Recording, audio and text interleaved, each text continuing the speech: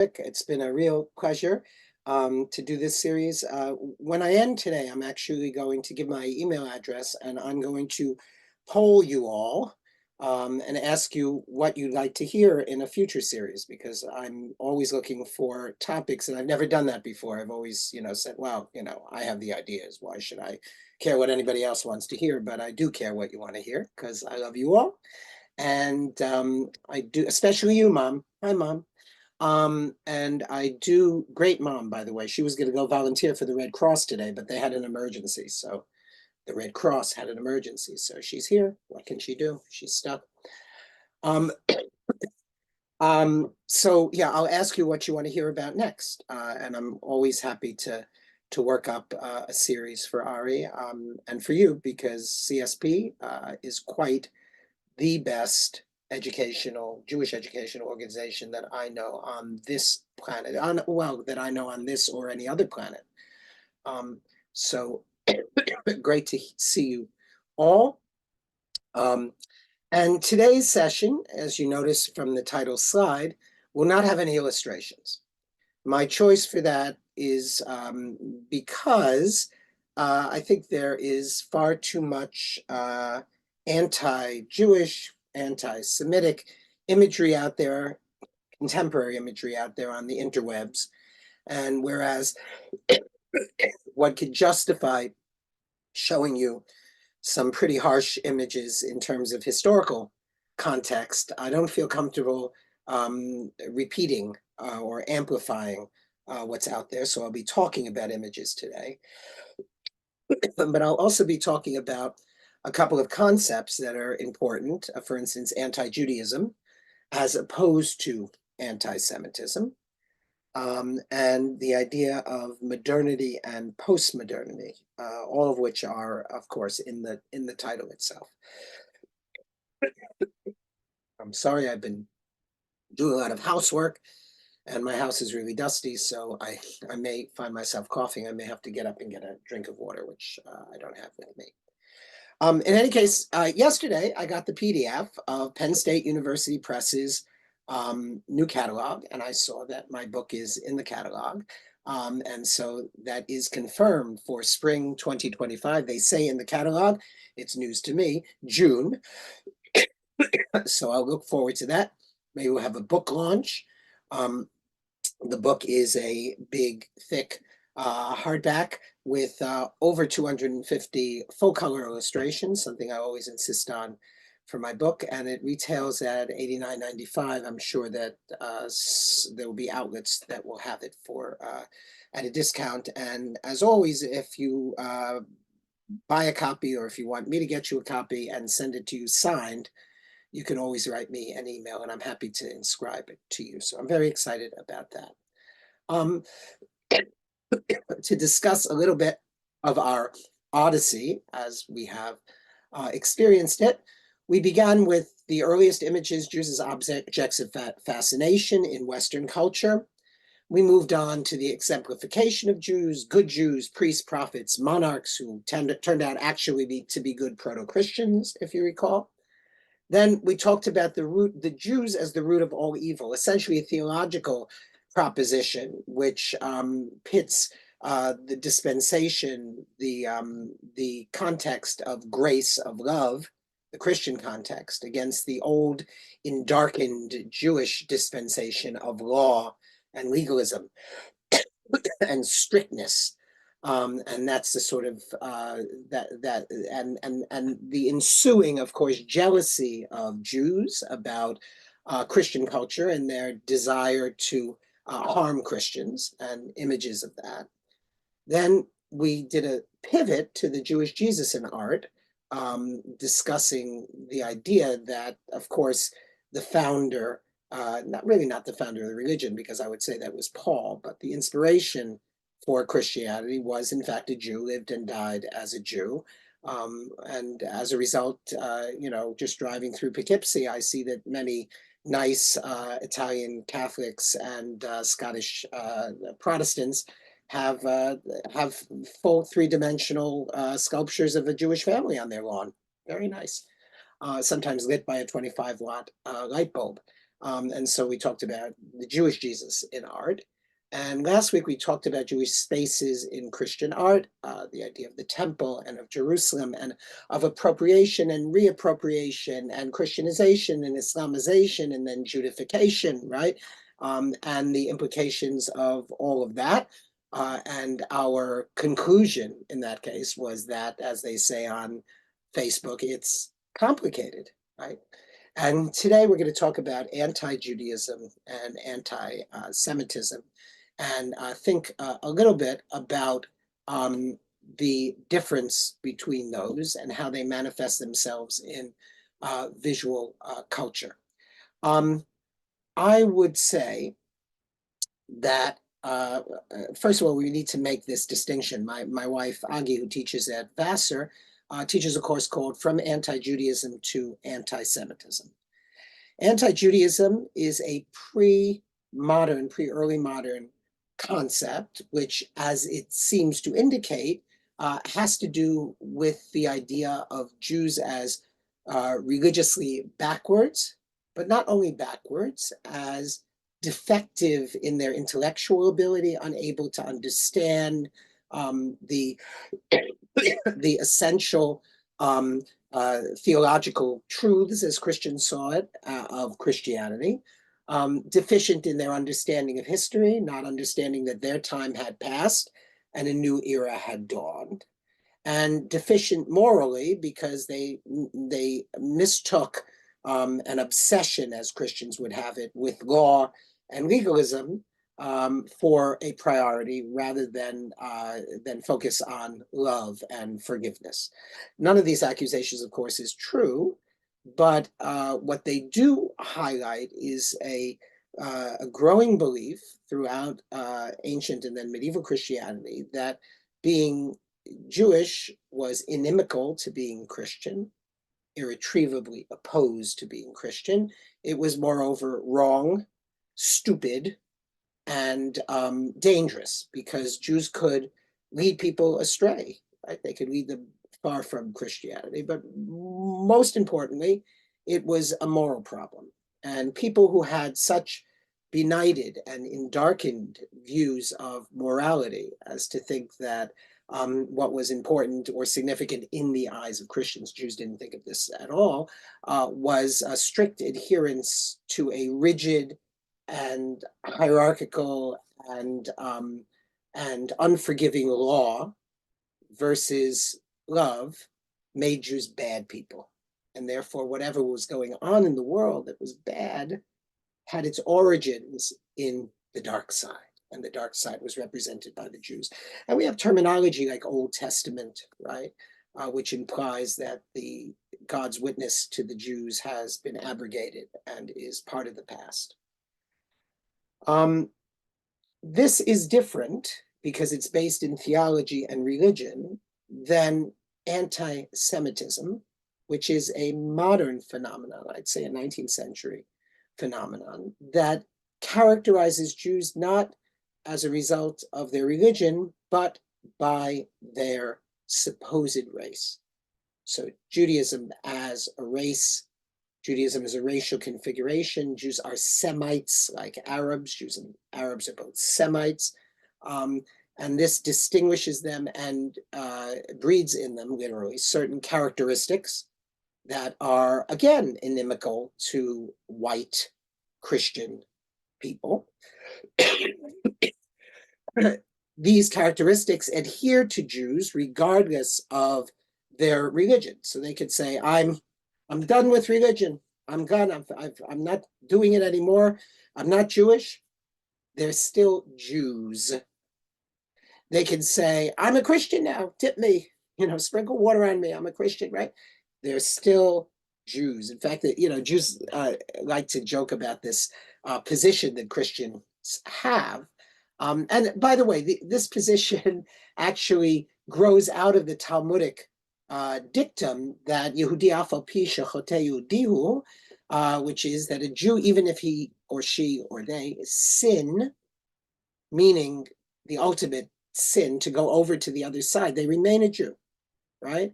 So, it may be that a person converts to another religion and their parents tear kriya, they mourn for them, as in the Yiddish plays or the movies or stuff that happened 100 years ago. But the fact is that if you press the halachic question, such a person in many ways is still deemed to be a Jew. It doesn't disqualify that person's family, even though socially the person and the family might be ostracized.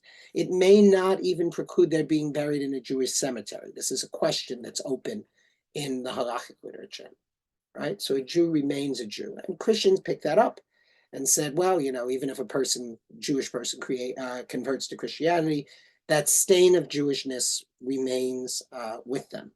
And, this idea of limpieza de sangre, of pure Christian blood, as opposed to being nuevos cristianos, new Christians, is something that certainly appended in the late Middle Ages.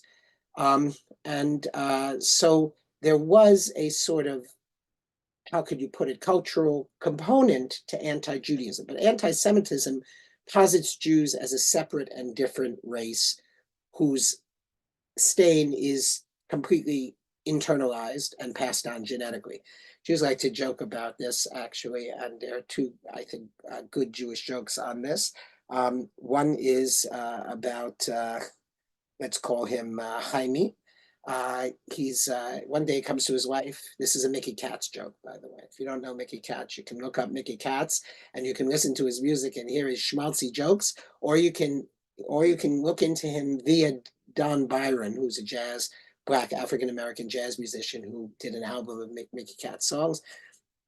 And he has this joke on the album. So Jaime comes to his wife. He says, listen, from now on, from tomorrow on, I'm not a Jew anymore. I'm Ois Yid. I'm done with Judaism. I'm now going to be a Presbyterian. I'm a Presbyterian, right? And she says, what about me? She says, you're just a Jewish woman what works in my house. So you can be sexist at the same time in these jokes, right? They're from the 50s. So, okay, he's a Presbyterian, right? He wakes up in the morning and she sees him in the corner of the room. He's laying tefillin. He's putting on his phylacteries, right? Right? She says, Jaime, what is this? You said you are Ois Yid. You're a Presby something now. Now you're not Jewish. You're done with Judaism. And he looks at the tefillin. He says, Oi, Goyish Kopf, which means Gentile brain, right? So that's one good joke. The other joke about the indelibility of Jewishness is that Baruch is walking through the town square once in the Middle Ages, sometime, I don't know, the high Middle Ages, the low Middle Ages, what does it matter? Sometime in the Middle Ages, and they're sprinkling water on the Jews and converting them. A priest comes up to him, sprinkles holy water on him. He says, you're a Christian, you're a Christian, you're a Christian. Okay, now he's a Christian. So he has to be catechized. He has to learn all about Christianity. And so the priest gives him instruction, religious instruction, blah, blah, blah. Okay, fine. A couple of weeks later, it's a Friday afternoon. The priest walks by Moshe's house. The window is open. He's sitting there. He's sitting there in the window. He's eating a salami sandwich. Priest says, Benedictus. Now, his name was Baruch, I'm sorry. Now it's Benedictus, right? Same thing, right? He says, Benedictus, it is a Friday and it is during Lent. Have I not told you that we do not eat meat during Lent as good Christians? So Baruch Benedictus looks at the sandwich. He looks at the priest. He sticks his finger in his water glass and he goes, you're a fish, you're a fish, you're a fish. Right?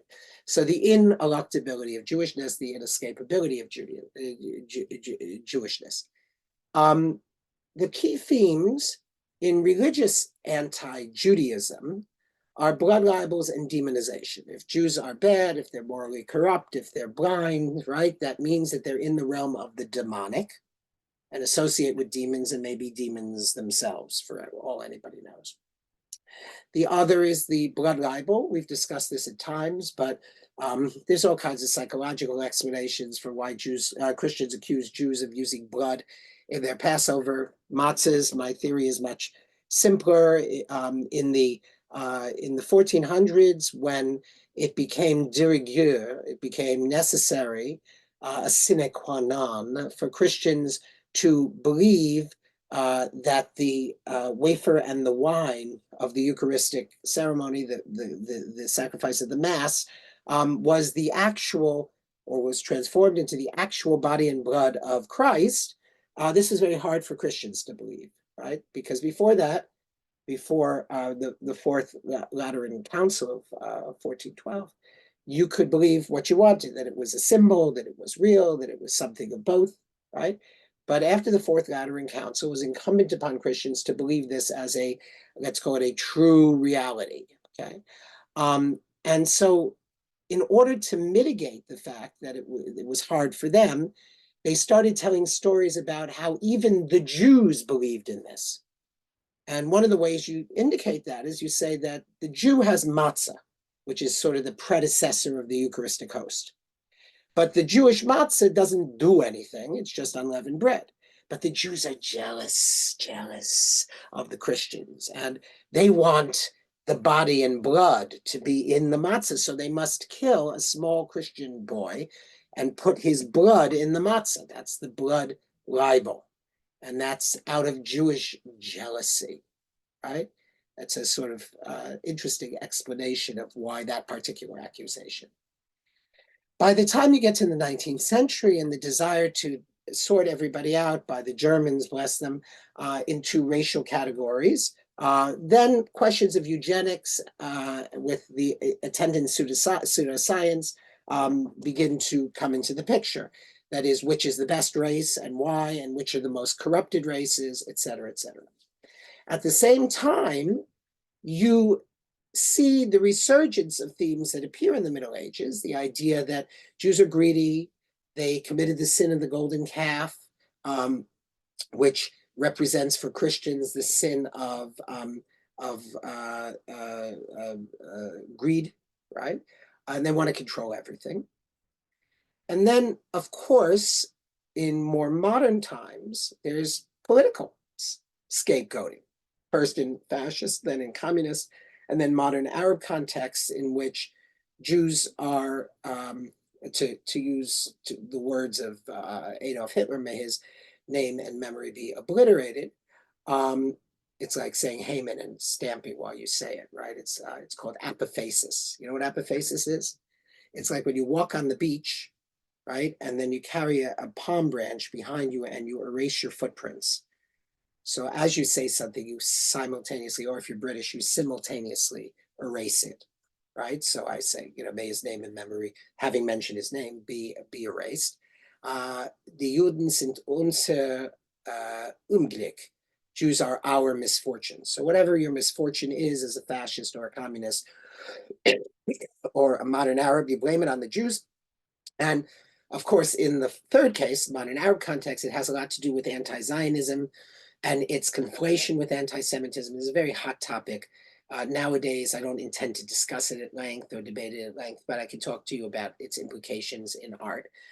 And then finally, anti-Semitism from the political left. This is something that has always been present in utero, in a glimmer, as an egg, right? But has come out in manifold and ugly ways lately, as anyone who teaches on a liberal arts college campus has the misfortune to know. I have the good fortune to teach on a liberal arts college campus where we have a terrific president, a really good student body, and in which everybody in the encampment, as well as opposing the encampment, practically is Jewish. So, there's lots of Jews to talk about on all these sides, and what you do in the classroom and in your interactions, as I have daily with students, is you speak your truth to them and don't shirk it, and then they can debate you and you can show them why they're wrong.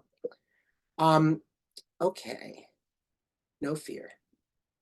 So in the 19th and 20th century, believe it or not, you began to see in places like this, Al-Azhar in Hungary and different places in France, a revival of medieval blood libels. The sort of Catholic revival of the late 19th and early 20th century led to a concomitant revival of anti-Jewish themes.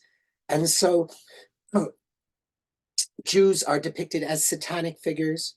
Very often Jews and devils are associated in propaganda posters. You will see, even before Der Stürmer and Nazi anti-Semitism, you will see occasional broadsides or posters of Jews as Christ killers. And of course, even though the Nazis, built upon a lot of German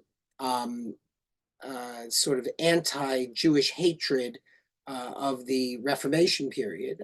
There's a sort of direct line from the Nazis to Martin Luther, or Martin Luther to the Nazis. They themselves did, they occasionally talked about a christliche Deutschland, the Christian Germany, just as many people today are talking about a Christian America, and will increasingly. Thanks. There wasn't a lot of explicit Christianity in Nazism, but the idea of Jews as being anti-Christian conspirators and collusionists with each other was very, very strong, and you see that a lot. And so the few kinds of Christian-oriented images you have in Nazi propaganda, generally of the family, the good Christian family, are focused on the Jew as the enemy of that. Or you'll have images of a corpulent, big-nosed, beady-eyed Jew who's quote unquote converted to Christianity and now is making eyes at the Aryan young woman, right? Sort of as a threat to Christianity.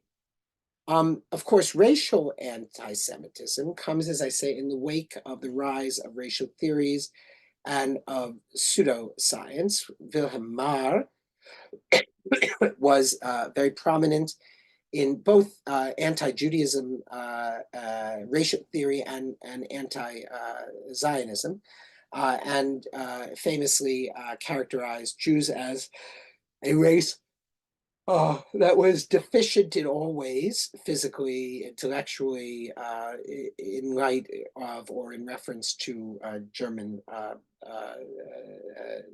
Aryanness. So, this Aryanness is really he was the sort of handyman, you could say, of Aryan propaganda. Jews were depicted as biologically inferior or subhuman. They were higher on the scale, of course, than Africans or Black people, but they were nonetheless deficient. And so Jews in the Nazi period gain the reputation and the imagery, and this is something we see continued, as being both predators. And to be a predator, you may be a predator. I aspire to be one. I'm usually prey. But if you're a predator, you have to be smart and swift and strong, right? So for Jews to be predators on the one hand and Untermenschen, right, subhumans on the other hand, doesn't quite square. But as is the case with many totalitarian ideologies, it is by any means available that we excoriate the Jews, right? So when it suits us, we think of Jews as predators, and when it suits us, we think of them as Untermenschen. Then, of course, there is economic anti-Semitism. Now, of course, this goes back to the medieval period and the early modern period, where Jews were, because Christians were not allowed by canon law, by church law, to lend money at interest, and for the progress of business and the building of society, it was and is absolutely necessary for people to borrow money. The solution was, in many Christian entities in the Middle Ages, that Jewish professions were extremely limited. So you could be an old clothes dealer, You might be able to sell eggs in some places, various menial professions, or if you wanted to do well, you could lend money to Christians at interest, which led to a whole mythology of Jews charging exorbitant rates and Jews becoming fabulously wealthy, et cetera, et cetera. From what we know of the Middle Ages, there were some incredibly wealthy Jews, and some of them did make money at money lending, but the majority of Jewish moneylenders were a beleaguered group because if the Jew charged rates that were too high, the knight fully armed that came to borrow from that Jew could just knock over the lending table, take the gold and go. Or if somebody had left something as a pledge, they could come back, take their pledge, not pay back the money, and kill the Jew. Right? So Jews were always in very vulnerable positions, made more vulnerable by their involvement in the money trade. This, by the way, is similar to Jews being physicians. It's true that Jews rose to high prominence in many contexts in Europe, even places from which they had ostensibly been expelled but were living secretly as Jews, and even in the royal court as physicians in some cases. In many cases, they had to swear, they had to convert or swear that they had renounced their Judaism. And it sounds good. You know, you make money as a physician, right? Even in the Middle Ages. But the fact is that, let's say you're working for the sovereign and the sovereign becomes ill, who's going to get the blame? Well, you are, right? If you don't heal that person effectively. And as we know, there are many illnesses that you simply can't heal, particularly in the Middle Ages. So again, you were in a tenuous position, and you had actually again a sort of contradictory set of characterizations. Just as the Nazis at the bottom here had seen Jews as both predators, which require skills and prowess, and Untermenschen and subhumans, which require lack of those, so too were Jews accused, and it's true, actually, this is a true accusation, of being both capitalists and communists, right? So if you wanted to blame the ills of society on capitalism, you say, here, look, the Jews are getting rich, right? The Jews are the money people. If you want to blame the ills of society on communism, you say, here, the Jews are the radicals. They want to radically redistribute all the wealth. So again, you had your cake and you ate it too. The Protocols of the Elders of Zion, a forgery of the 19th century based on even some models earlier, was a book that alleged to be a first-hand account of Jews getting together at their annual Let's Kill the Christians meeting and talking about how they might cheat and rob and surpass and enslave Christians. And so the image of the Jew as the schemer is very significant. And you know, in the Protocols of the Elders of Zion, this cabal, and it's interesting that our word cabal, which is a negative term for a gathering, right? So you would say, such and such president-elect's cabinet is a cabal of incompetence and malicious, horrible people, right? You can imagine saying such a thing of some government in some place, right? A cabal, right, comes from, of course, Kabbalah, right? This idea of a secret doctrine. So this is a secretive gathering. And so there were depictions of this Elders of Zion cabal. And of course, also visuals tying Jews to financial crises and manipulation. The Jew is the octopus with his tentacles all over the world, and a dollar or a euro or a mark sign on here, or a pound sign or a yen sign on his forehead, right? This is something that continues to this day. So you can imagine from the Jewish banker and the the midst of Jewish world control, the kinds of images that arose from those. Then there's the political anti-Semitism that we've been talking about, right? So, you know, the idea of the fourth column is very important in politics.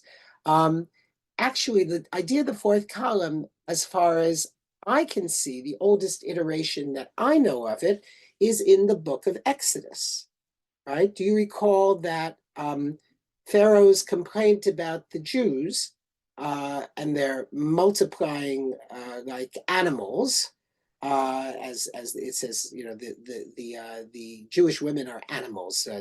As soon as they come to the birthing stone, they immediately give birth. They practically don't go through labor, right? So they pump out all these babies. And Pharaoh says, oh, that's terrible. Well, they may try to join with our enemies and drive us from the land. Join with our enemies and drive us from the land. It's called the third column. I'm sorry. I added a column. And in fact, the idea of scapegoating Jews for political unrest, the idea that Jews must always have their own intrinsic concerns, that it is their welfare that goes before the welfare of any state in which they live, is a libel that is directed against Jews. Because of course, nobody else puts their interest before the interest of the state, right? Everybody is completely patriotic and loyal and never thinks of themselves. It's just the Jews who are like this. And this actually arises from a sort of you could call it a proto-Zionistic or Chibat Zion position. The Gentiles knew very well that if a Jew was praying 3 times a day for the restoration of their patrimony and of their city and of their holy temple and of their political polity, it means that they were of two minds, right? On the one hand, they were citizens of wherever they lived, but on the other hand, they were mental citizens of some other place. And that was very vexing to Christians in Europe. This dual loyalty made Christians suspect that Jews would, in a second, stab anyone in the back, right? So the myth that the Jews are there to stab everybody else in the back, there was an inability, a failure of the imagination, an inability to conceive of people having, and I'll put this in the most, I mean this in the most positive way, dual loyalties, right? So, what are you? Well, I'm a Jew and an American. Are you an American first or a Jew first? You can answer that any way you like, but the bottom line in that interrogation, the answer would be that I'm both equally, theoretically. And although your mileage may vary, people feel differently about this. But certainly, the idea that the Jews are there to stab good Germans or French or Spanish or Italians in the back is a problematic idea. And of course, once the Jews got their own state, their own polity, once those dreams of 2,000 years, once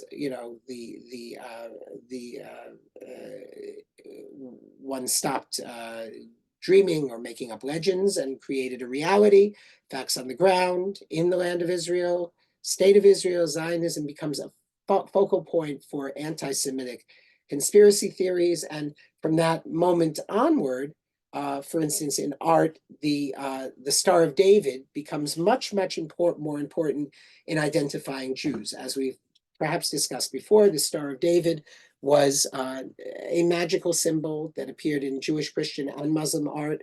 It didn't particularly identify Jews until 16th century Prague, when it was put on the flag of the Jewish neighborhood and carried in procession by Jews to greet the emperors. And then, of course, it made it from there to become one of the symbols of the state of Israel.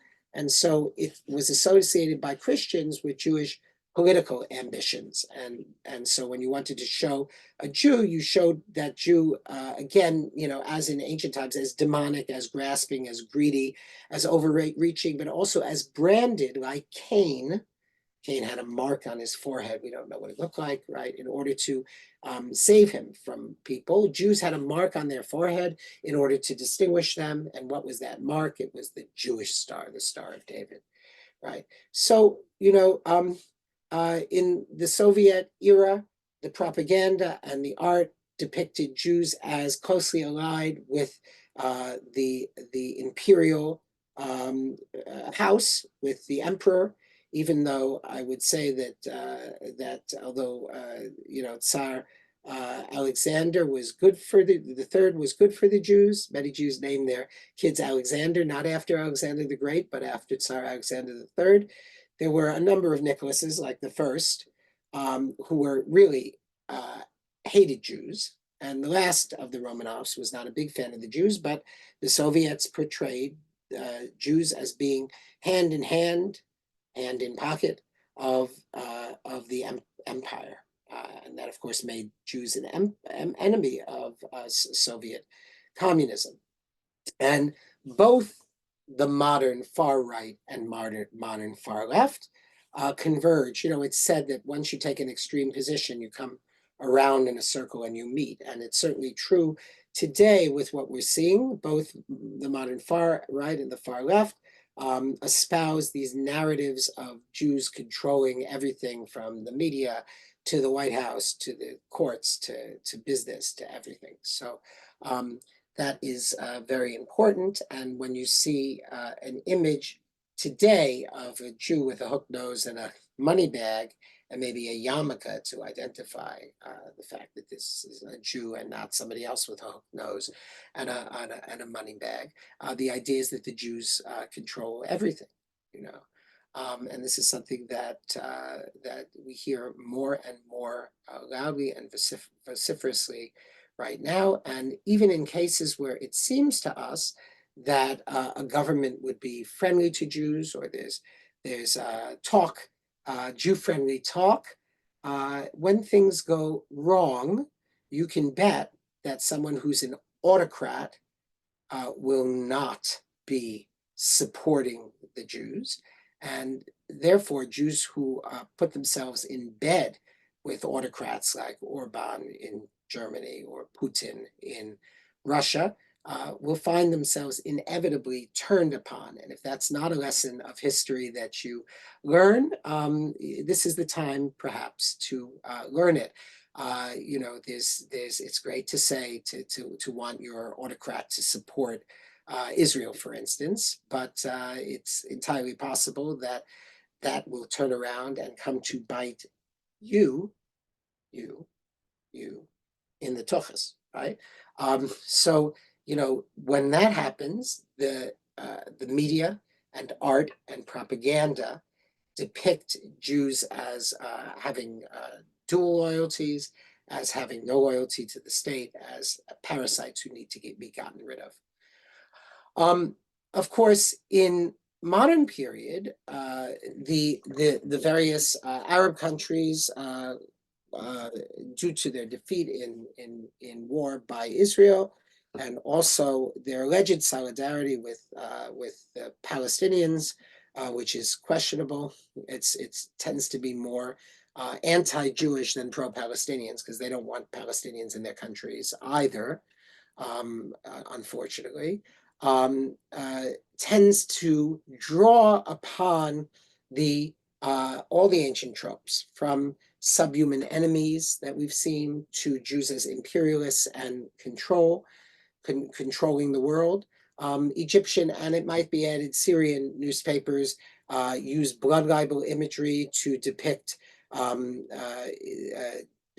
ostensibly Israelis, but really Jews, because they are shown with the classic anti-Semitic Jewish physical characteristics, not looking like many Israelis that you and I know, but rather looking like the caricature of Jews from earlier times.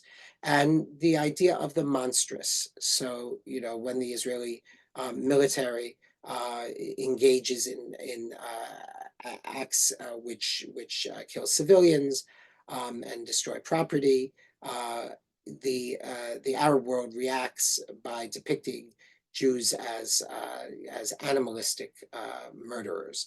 And yes, of course, it's Israelis, but it is, in fact, very often, as I say, these figures are identified as Jews, which brings us to modern left-wing anti-Semitism, whereas, ironically, Zionism was a movement in exactly one half of it, right, was a movement to the left, was a socialist movement, was a, you know, there was a right-wing Zionism, a Jabotinskian Zionism, and then there was a labor socialist Zionism, communist Zionism, right?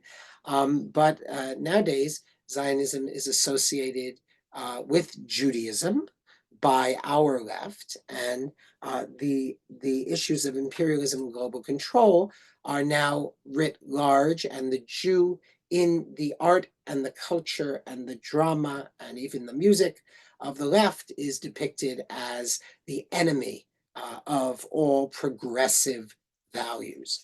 In anti-capitalist movements, Jews are depicted as manipulators, as the ultimate capitalists, in spite of the fact that the invention of anti-capitalism, the origin story of anti-capitalism goes back to a secular Jew, right? Named, right? Marx, remember that name, right? But no, right? Jews are, I mean, I think Marx himself might have said that Jews are at the forefront of manipulation and of world control and of capitalism. And then, of course, you know, all these protest signs we see now equating Israel with Nazi Germany, describing the acts of the Netanyahu government and the IDF as genocidal, right? Those go back to the very ancient anti-Jewish trope that the Jew does not know morality, that the Jew is about strict justice and not enough about love, because Hamas, for instance, is all about the love, right? You know, there's a lot of irony there. On the other hand, when governments, be they the Israeli government or the American government, right, start talking in the language that Nazi Germany used, right, about transfer, population expulsion, all of these things, right, about second-class citizens, about the enemy within, it is no wonder this is infectious. So, you know, it comes from the right. It also exists on the left, and it reflects itself, of course, in both rhetoric and imagery. Now, when you think about a case study of the Holocaust, the Shoah, you can see that it all comes together, right? So the movement, the historical moment, as it's called in Hebrew, the Shoah, the storm that destroyed, right, ravaged the Jewish people, destroying more than a third of them. You can see that all these images from the earliest anti-Jewish through the early Protestant, through the modern period, all of these images have strong impact and are encouraging of the actions of the National Socialists in Germany. So Nazi propaganda is the apex of anti-Semitic imagery. Everything, you know, anything you could possibly wish for in terms of anti-Jewish, anti-Semitic imagery comes to a head in Nazism. And once you dehumanize the Jews, you can justify genocide.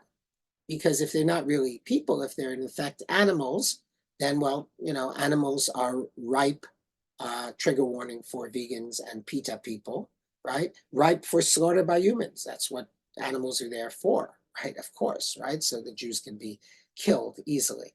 You know, themes like the Elders of Zion and the eternal Jew, that the Jew remains unchanged throughout the centuries, right? And is the enemy of everything that is bright and right and good. And of course, the Nazi era materials indoctrinating youth into the idea that the Jew is the enemy, and also bringing on the tropes of the young and old. So you have the young, vigorous Aryan figure, and you have the old, decrepit, broken down Jew. These visuals are very important for the Nazis. This, of course, in postmodernity takes absolute wing, and like everything else, increases exponentially. Right? You know, the difference between non-exponential and exponential increase, right? Exponential increase is like, you know, doubling, redoubling, and doubling and redoubling. And this occurs in the echo chamber and the hall of mirrors that is the modern digital age. So anything that was bad can be recalled, reused, repurposed, amplified, expanded, and made irretrievably worse, which is why I'm not showing any images today. So you have memes, right? The idea that you can pithily characterize with a couple of words, you know, and an image, Jews in a certain way. And there are many anti-Semitic memes, some of which have apparently no relationship to Jews, but are dog whistles to anti-Semites.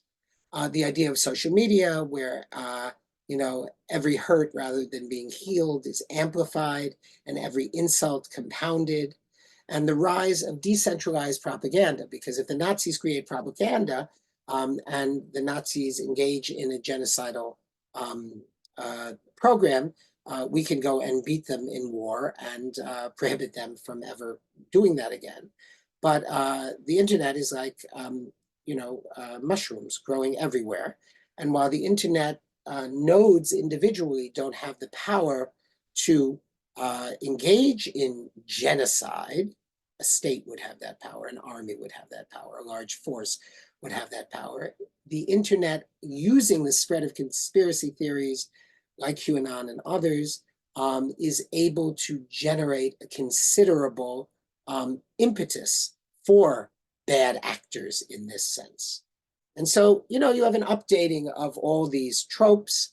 That is, it's no longer an anonymous grasping octopus Jew. It's an anonymous grasping octopus Jew with the face of George Soros, for instance. Just as, by the way, it was in modernity. And by the way, we define postmodernity as the space age. So after the year 1967, when humans get to the moon, now we're in postmodernity, right? So the Dreyfus case is 19th century, it's modern, right?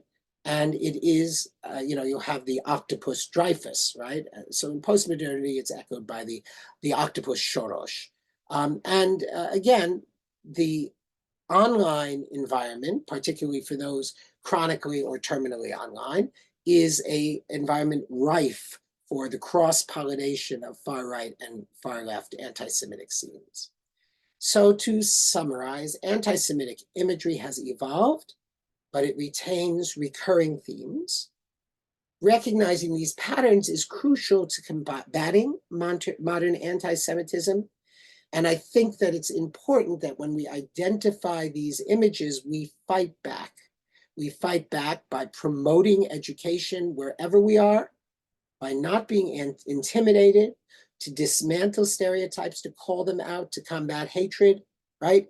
Everyone in the world, from left-handed people to trans people, to people of color, to people with various differing abilities, right? You know, everyone calls everyone else on their shit nowadays. That's just the way it is, right? And there's a bad part to that, which is that everybody's getting cold, and it seems sometimes that people are snowflakey about this or that, and then you can be accused of accusing people of being snowflakey, which is a bad thing in and of itself. My point is not to condemn any of this finger pointing, but to say that if somebody points a finger, one can point a finger back, and one can clarify the situation. One can do that through verbal means, but also through thinking about the images one presents of oneself. Oy. It's been great doing this series. Now, all of yous, before we get to the questions, all of yous, open up a browser, open up a mail program, write me an email, or open an email, and after this, write it to me and tell me what you'd like to hear about next, okay? I'm really psyched to share anything that you're interested in terms of new knowledge or new discoveries with you. With that, I will get rid of the share, stop the share. Stop the share! 1 second. Yes, okay, oops. 1 second, am I still here? Yes, here I am. Yes. I've stopped to That's a share. that's a philosophical question you have to think Exactly. about Well, later. that's we'll have to ask Descartes. So, thank you for the series, and thank you for ending on such a positive note. I mean, we were all Yeah, like loving the art, and then you just depressed everybody. yeah. Well, that's good. Going into It's Hanukkah, so thank you. And yeah. Shabbos, which is I'm the very nice of yeah. you. That's good. Thank Deborah you. Heyman feels like she needs to go for a walk in the park and see birds now. I think so. So, here are some questions that I've been culling. Is that I don't want to use that word. No, no, you Putting haven't been together. calling. I've been You're assembling well, them. actually, okay. I've been putting them together. So, in your book about art, do you include images on the subject, or do you just have text? Oh, in my book about art, I have You it's have all all the bad stuff. well. This current book doesn't have any bad stuff in it because it's not about Oh, okay. anti-Jewish stuff. So, okay. You know, So this curated how's question. that taste, Jeff? Are you enjoying it? He Good. said I'm he said it glad. was a Good. date. Oh, okay. Okay. So I'd none of like the to have stuff. a date So with you, no, I Jeff. mean my question. Yeah. So my question. So none of this is in your book, is what you're saying. No, no. This I prepared specially for you. Your eyes only. Okay. The second question was, have we covered all of the topics from your book in this series, or does your book have other Oh no, no, no, no, topics no. that My we? book is completely different than this. My book is um I can send you the table of Yeah. contents. Yeah. Well, just tell us why it's different real quick. People are asking. Oh, it's basically about so the book. Okay, I didn't need to talk about my book. Who am I? What can I I say? don't know. So the You book. push your book, but it's a real question. I'm a good person who's good at being falsely modest. Yeah. So it's like this. You remember when you were in fourth grade, and it's a long time ago for some of us, right? Not for me. I'm 60 years old. I don't look a day over 59. Am I right? Yes, thank you. Thank you for the thumbs up. So I remember your math teacher. My math teacher in Rabbi Harry Halpern Day School in Brooklyn, New York, was Mrs. Esther Urist. Can you imagine what a fourth grader made of that name, right? Urist. Anyway, she's a math teacher, and I would slave over my math homework. I had a tutor, Mr. Kent Sirota, who I think my mom had a crush on. Every time he would come over, she would sort of hang around. Right, Mom? Okay. So the dirty laundry. Anyway, so every time I would work very hard on my math, and then sometimes I would get it back and it would be good, miraculously good. And Mrs. Esther Uris would always write, "Show your work." It's like, I did the goddamn work. Why do I have to show it? Right. So for years, I've been talking about Jews and art, et cetera, et cetera. And people say, well, that's very good. That's very interesting. But how did you get there? So the book is really a sort of do it yourself guide, how to think about Jews and visual culture and art and how not to think about it. What you do when you come up against a problem that's a visual problem, as opposed to what we're usually used to, which is a spatial problem or a literary problem or a philosophical problem, how you deal with a visual problem, and how you are able to articulate a cogent constellation of plausible possibilities for interpreting images. Okay, enough about my book. Okay. Go ahead. That was just a question. So, it was a long answer to the short question, but that's fine. We appreciate it. We talk about Jews being today, particularly Jews being dehumanized in art, but I Mm, assume Jews have also dehumanized others in art right. So we did discuss this maybe a long briefly, time but yeah. at CSP. Yeah, Jews gave it as good as they got. It's not like the Jews were the ideal moral minority. Jews were angry. Jews felt oppressed. Jews gave it back, and Jews caricatured and depicted non-Jewish enemies in animalistic and stereotypical ways as well. So yes, Jews aren't exempt from We're that. just we're just a smaller percentage, so we don't produce the same volume We don't as do as well of either. We hate don't as do as others. well. Right. Um, one question, which is I don't know if you can answer it, which is, do you see like why does anti-Semitism just keep going? I'm not sure it's growing, by the way. I just think it's always been there. We're just seeing it now, for some, maybe Yeah, because it's of just social the media, the because of veil what's has going been on. pulled away. Yes. Right. So, I mean, I think it's always a percent. It's always going to be a percentage of people who do not like Jews or True. anti-Semites, let's say. And True. I don't. Myself included. I'm I one of the go with the biggest. 10% rule. There's always 10% of Right. any population that is extreme and will hate or whatever. So the question is, are we Why going to? doesn't it go away? Why Right. doesn't it go away? And then will it So, go away? well, no. I look. The Jews are just contrarians, right? So just imagine a world, right, in which the world is proceeding, right? It's going law, law, law, law, law and sacrifice, law and sacrifice. And along comes this Jew named Jesus and says, love, love, love, love, right? A pushback. Or go earlier, right? The world is going many gods, many gods, many gods, many gods. Abraham goes, one God, one God, one God, one God. The world is going capitalism, capitalism, capitalism, capitalism. Mark is going socialism, communism, communism, communism.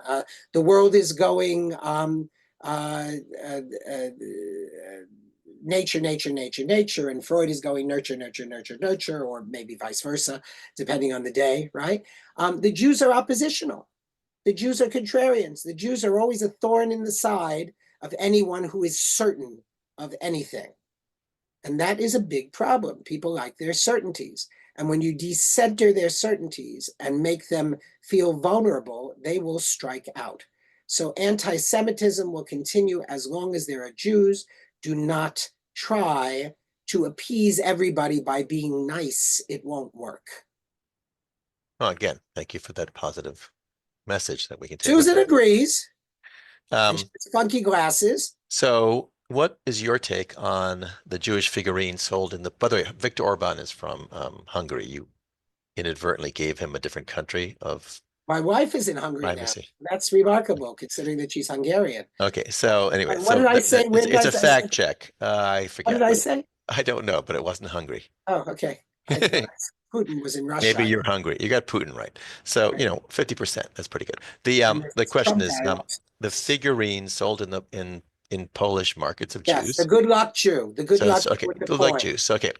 Anti-Semitic kitsch. It's philo anti-Semitic. In other words, so it's the same principle as Korean anti-Semitism. You go to a bookstore in Korea today and you can find 500 books on the secrets of the Talmud. And what are the secrets of the Talmud? How Jews make money.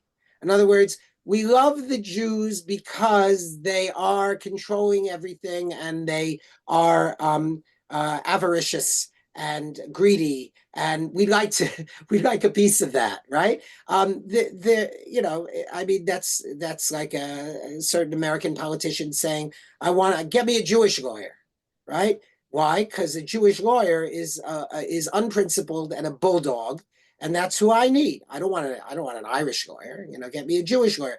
I admire the Jews for being so bad. That's what's going on with those Polish figurines. It's another species of anti-Semitism. Yeah, I actually was looking. I didn't get a chance to buy one for my office because I like to have it to think about it. You have one? It's not here. I have one in my office. Okay. Um, let's see. Just a question. So I stole it though. I didn't a want to give them the money. left-wing student comes into your class in which Yeah. you're lecturing on Jews and art Yes. and starts yelling about Israel. Is that anti-Semitism, anti-Judaism? And what do we do with that? Because if you're doing a class and you were talking about Israel and the Middle East, it still wouldn't be a good thing, but at least it would make sense if they want to come make a political point. But if they come into your class and disrupt it just because you're teaching something Jewish, what is that? Ari, is this your question or is this a question of a person? It's a Are you question. In other words, it's a question that Faith Hirschler asked me to ask you. okay, Faith? Listen, Faith. Did you really ask that question? Okay. No, okay. So Faith, come on. let's try not to perpetuate myths. No, I Even, have friends who excuse I have me, I friends know who it's a teach class. theoretical. No, I have Even friends who teach even class and this even happens. at Vassar College, which, as everyone knows, is a hotbed of left-wing radicalism with an encampment and very, very, very bad people, and everybody knows that, and full of anti-Semites. Nobody yells at anybody in any classroom. Nobody yells at anybody in any classroom. The myth of the left-wing student who is attacking the vulnerable Jewish professor or student is a complete myth. You will write me afterwards with all the examples that you culled from your right-wing internet, but it's bullshit. So that would never happen. So, okay, so it's never However, happened to you. No, it has never happened as far as I know. If you have an example of somebody getting up in a class on Jewish art and yelling anti-Israel propaganda, I'd like to see it. Okay. So I'm sure some of you spend your entire time looking for these things. Ahova, you can And go you have Mark Epstein, but just and do CC, that. whatever you send to Mark, CC me, please. Okay. I'm sure you'll find many incidents. But what I do want to say is this: somebody who brings up anti-Zionist, anti-Israel stuff in the guise of anti-Semitic stuff in the guise of anti-Zionism, anti-Israel stuff, it has to be all called out together. You say, look, I understand you have a beef with Israel. You know, I personally, right? I've been many kinds of Jew in my life. I was anti-Zionist, pro-Zionist. I was NCSY. I was B'nai Akiva. I was going to move in a garin to Yerucham. I was post-Zionist. If a Palestinian was sneezing in Gaza, I was sending tissues Federal Express. I've been many kinds of Jew in my life, and I want you to know that I've never met an Israeli government that I liked, right? But does that mean that I think that Israel shouldn't exist of all the nations on earth? That Israel is uniquely conceived in sin? Israel is uniquely responsible for, no, of course not. So you may have your opinions, but be aware that a lot of what you say plugs in to the most ancient anti-Jewish tropes that there are, and that you are using them, amplifying them, manipulating them, recycling them, and helping a lot of very, very bad people. So regardless of your political opinions, know that what you say is affecting Jewish people, not just your theoretical Zionists who are not really, it's not really about Judaism, it's just about Zionism, right? Okay, so that's what I'd say. Call it out on all its Good. fronts. Mark Dollinger, who was one of our 1 month scholars, by Ah, the way, was giving a lecture in Michigan on American history and yeah. was his lecture was interrupted by people yelling things at him. And he's actually very left wing, and they were yelling at him and disrupted his lecture. So I'm giving you an example of a That's a great example. presentation which I trust. Never happened. I know Mark, Never happened at Vassar College. It might happen Michigan. at bigger universities where Wow. I think it happened to my friend at UCI who teaches philosophy at law school as well. So I will ask him. But I'm just telling you, it is you happening. can write That's why about it in the follow last up. question. I was Last wrong. question. The Yes. evolution of the Magen David. I assume that would be kind of an interesting topic because I like the fact that you brought where it came from, but obviously the art itself must have evolved and it's depicted in different ways, used different ways, used a different way in art. So it'd Sure. be interesting to Sure. see that. And again, that was Faith Hirschler's request. So thank you, Uh-huh. Faith. Hi, Uh, Mary. um, anyway, Yes. I'm trying to figure out what do we close with? What can we close with something We close with positive, please? this. We close with this. Yeah. Onward, upward. May all your images and self-images be clear, honest, true, and good. The more you promote a positive image of Jews in the world, the more you're a light to yourself, the more you'll be a light to the nations. It won't solve anti-Semitism. That won't go away. Be honest, like everybody else is honest. Be pure-hearted and project the image that you want to inhabit. Love you all. Thank you, Mark. Thank you Thank all for joining us for this series. And Mark, maybe if I can ask you to share your slides for this particular one, since there's a lot of information there, I think people would like to read it. They're pretty elementary. Thank you, Anita. Okay, well, please do. Thank you. Okay, I'll send it to you right now. So so please write me about the next possible topic, guys. All of you. I put your email in the chat as well, so there it is. Thank Hopefully you. it's right. Thank you. See you And later. remember, if you ever go visit Vassar College, just find Yell at me while I'm lecturing. find Mark when he's teaching, go in the back room and just scream and run out the door. So he'll have some No, examples. don't run out the door. Or Just actually, if scream and I'll you scream have back. friends with kids at Vassar, send them to the class. That's better. Oh, nobody would send their child to Vassar. Huh. No, the ones that are there. Okay. Okay. Okay. See you guys later. Everybody, And send your kids and your grandchildren. We love keep them. well. See you soon. 1 month scholar coming. Shabbat is coming. Take care.